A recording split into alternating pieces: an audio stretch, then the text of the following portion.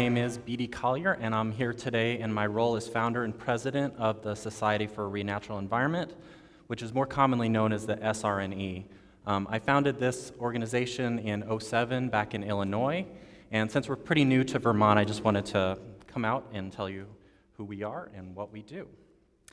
We're a multifaceted, non-governmental, re-environmental organization dedicated to identifying, protecting, and occasionally enhancing uncultivated plants and non-human animals that have reinserted themselves into human-transformed or human-built environments. We work to reveal the often overlooked everyday experiences of the re-natural environment, really in order to reconnect with and shift ideas about what we all conventionally call nature. We also work to help people understand the often forgotten histories about how humans have shaped this non-human nature and the environments that we all live in. Since our focus is primarily spaces where human activity has almost completely transformed or destroyed the landscape, the majority of our work is done in urban, suburban, industrial, and large-scale agricultural landscapes like this one.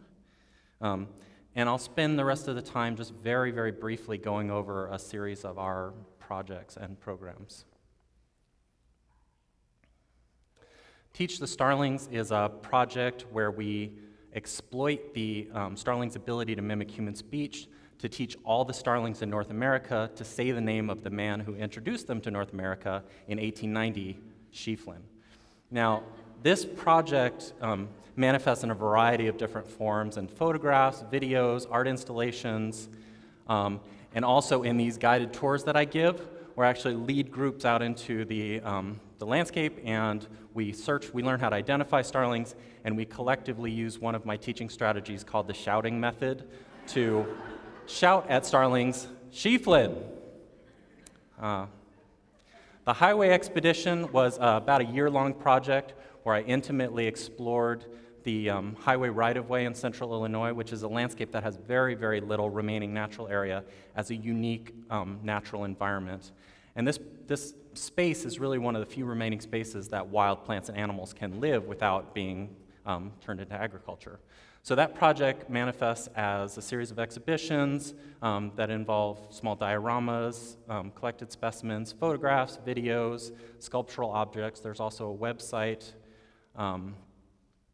all intended to really get people to have an intimate window into this unique environment.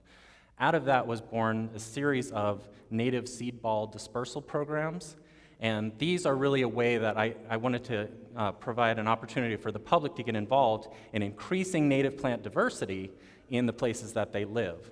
So seed balls, for those of you who don't know, are sort of a mix of clay and compost impregnated with native seeds. And so these would be given out to the public, and in addition, I designed these dispersal devices. The one on the left is the the one on the right, my right, is the seed ball staff, and that's for sort of covert dispersal. The one on the other side is the seed ball gun for less covert seed ball dispersal. Another project called the Habitat Acquisition Program, where operatives from the SRNE go out and they identify public sites that are underutilized or unused, but still maintained by the environmentally harmful acts of mowing and spraying. So once we identify one of these sites, what we do is we go out and we take these keep out signs, shown here, and we surround a section of that site. This is an unsanctioned intervention, and the hope is that the very official looking keep out signs will be respected and that the site will be allowed to turn into a wild space, which, as you can see in this case, in Kansas City, it succeeded. And it's still there. Actually, I just saw, okay, anyway. On the Impact of Flying Carp is a project that we've been working on for a little while, and it's about the silver carp, otherwise known as the flying carp, which is a human-introduced fish that has completely devastated the ecosystem in the Mississippi River system, and it's poised to actually go into the Great Lakes, where the prediction is that it will devastate the ecosystem there as well. The next series of projects fall under the banner of BirdShift, the Anthropogenic Ornithology of North America, and all these projects are looking at what has happened to bird populations in North America since European colonization. And the very definition of the term North American bird has dramatically changed because of our activities. This is one of the first projects. And this is looking at, most people don't know, we used to have a really lovely native parrot that lived all throughout the eastern United States, went extinct because of hunting and other human impacts. And there's actually this other parrot that's from South America that has been introduced that has established breeding populations that correlate to the range, but are in mostly urban areas. This is a project called Ghosts and Strangers, and it's a large sculptural outdoor installation looking at two of the birds that were once most numerous. The one on the left is the passenger pigeon, which was one of the most numerous birds on the planet, which we hunted to extinction, and the other one is the Carolina parakeet again. The ornithology of big box stores is another project where we're actually investigating birds that enter and take up residence in these marvelous human-built environments that we call big box stores.